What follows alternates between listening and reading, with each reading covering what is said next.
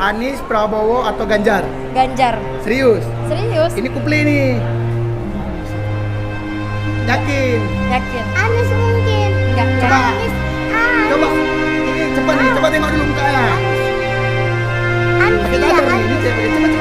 Anies, Prabowo atau Ganjar? Ganjar. Oke, siap. Halo teman-teman semua, nama gue Mujab. Baru sekitar 1 bulan gue bergabung dan aktif berkampanye buat Ganjar Mahfud. Kalau dilihat dari surveinya sih sejak bulan Desember, Ganjar Mahfud itu posisinya paling bawah, paling rontok, hasilnya paling kecil. Jadi sebenarnya nggak masuk akal buat gue bergabung dan mendukung paslon yang justru paling berpotensi buat kalah di pemilu kali ini. Kalau kata netizen sih, yang benar aja, rugi dong. Tapi teman-teman semua, selain karena gue suka banget dengan ide dan gagasan yang disampaikan oleh Ganjar Mahfud, terutama program Satu Keluarga Miskin Satu Sarjana, yang bagi gue sebagai sarjana pertama di keluarga itu sangat relate. Bagaimana menjadi seorang sarjana itu ngasih kesempatan buat gue bisa memperbaiki taraf hidup keluarga dan mengangkat mereka dari garis kemiskinan.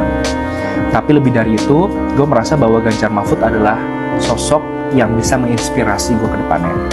Pak Ganjar sebagai anak dari seorang polisi berpangkat rendah yang berproses di dunia aktivisme, kemudian menjadi anggota partai politik, berproses di situ, menjadi anggota legislatif selama 2 periode, menjadi gubernur Jawa Tengah selama 2 periode juga, dan akhirnya menjadi calon presiden Republik Indonesia yang mengalahkan anak dari ketum parpol yang bisa saja mengajukan anaknya sendiri sebagai calon presiden.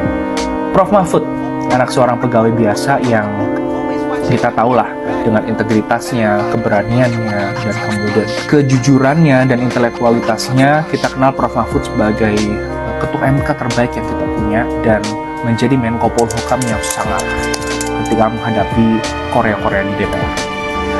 Prof Mahfud ini bahkan dalam berbagai macam kesempatan menyampaikan bahwa pas dia ditawarin jadi cawapres, dia tidak mengeluarkan uang sepeser pun untuk mendapatkan tiket menjadi seorang cawapres. Bagi gue, keberadaan Ganjar Mahfud ini ngasih harapan ke gue.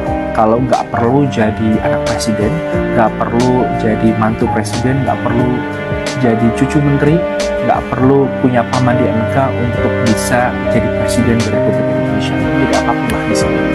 Jadi kehadiran Ganjar Mahfud, dan jika Ganjar Mahfud terpilih sebagai presiden dan wakil presiden Republik Indonesia, setidaknya gue punya harapan bahwa masa depan itu akan terbuka buat siapapun, terlepas dari apapun latar belakangnya.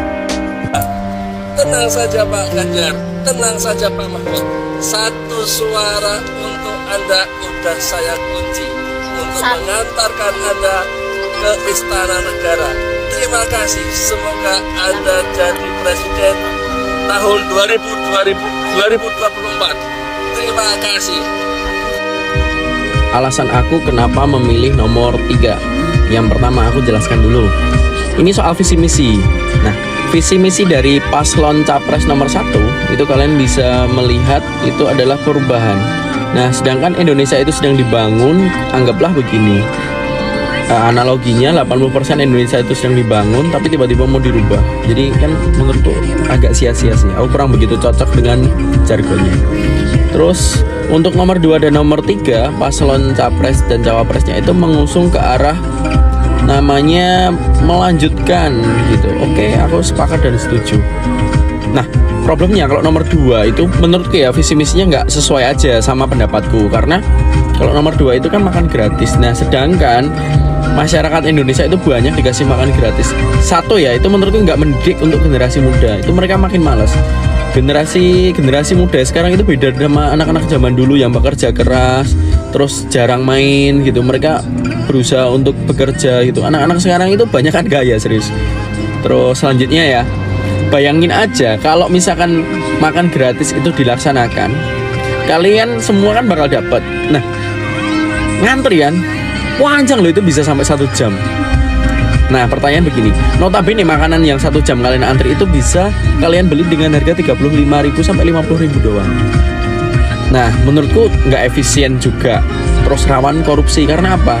Biasanya ya, kalian pernah dengar nggak sih case penyelewengan dana? Jadi kayak misalkan dari sana itu dibanderol harga 50.000. Nah, kalian pada waktu makan kok harganya cuma 25.000 atau 35.000 kayak gitu. Ya, itu wes wajar sih menurutku. Tapi rawan wem.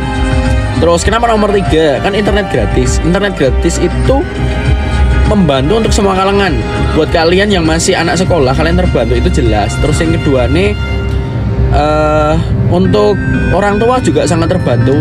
Untuk generasi milenial yang suka main game atau apa, kalian juga terbantu. Dan aku kira visi misi yang paling cocok dan jargon slogan visi misinya ya nomor 3 buat aku. Aku nggak tahu buat kalian, tentukan pilihanmu. Jaga pemilu tetap damai. Terima kasih. Berbeda pendapat itu wajar ya. Memang tidak masuk logika apabila mereka jadi presiden. Ini beberapa alasannya. Yang pertama, melanggar etik. Dimulai dari MK. Waktu itu aku masih dukung Prabowo, jadi aku denial. Ya, gak apa-apa lah, selama ini Gibran di Solo kan bagus, apalagi punya mentor sehebat Jokowi.